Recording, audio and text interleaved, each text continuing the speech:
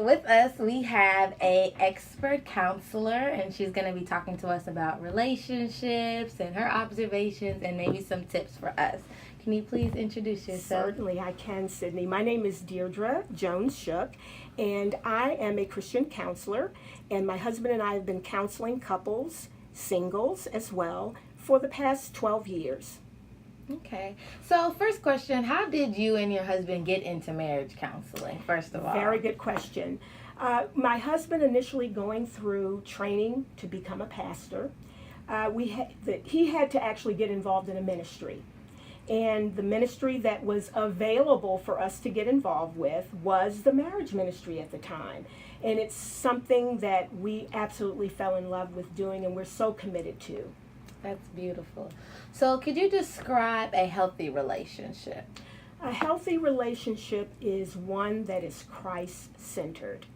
If both partners love God, then if they love God, they will love each other. And no matter what comes their way, they will be committed to that relationship because they're committed to God.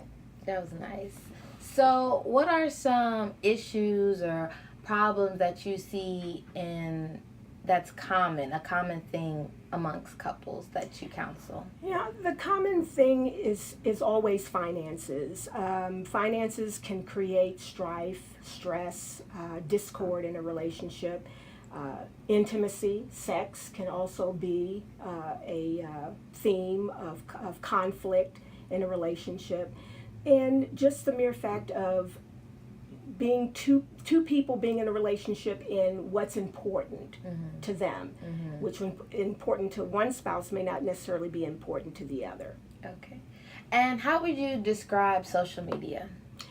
Social media can be a wonderful thing, but it can be a difficult thing in relationships. If social media allows you to communicate with people en masse, and sometimes that can be threatening to a spouse, depending upon who those friends are that their spouse is communicating with. Okay. And so, how do you feel like the younger generation, the millennial generation, is with social media? Just what do you feel like some of the effects are just on the individual person before entering into a relationship?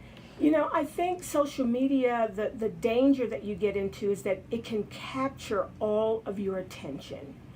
It becomes all consuming.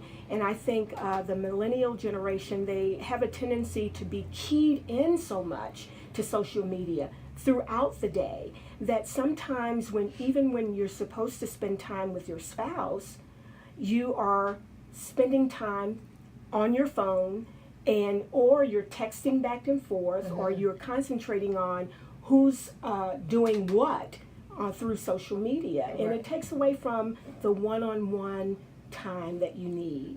So I guess if two people are on social media all day, then the relationship isn't really getting what it should get. Exactly, which is communication. That is big. So what tips would you have for individuals in relationships or people trying to be in relationships? What are some tips that you could give our audience? I think it's important to, number one, communicate, but that's an easy phrase to say, be a good communicator. But you have to sometimes learn how to be a good communicator. And you become a good communicator by learning about the individual that you're trying to communicate with. In this particular case, your spouse. You have to learn your spouse. And sometimes it's important to learn who you are and how you communicate. Is it effective on all levels? Is my spouse understanding what I'm saying? Are my messages being conveyed correctly? And if not, if it requires counseling to do that, to help you become better at communicating, then I think people should make that effort to get the kind of counseling that you need to communicate well.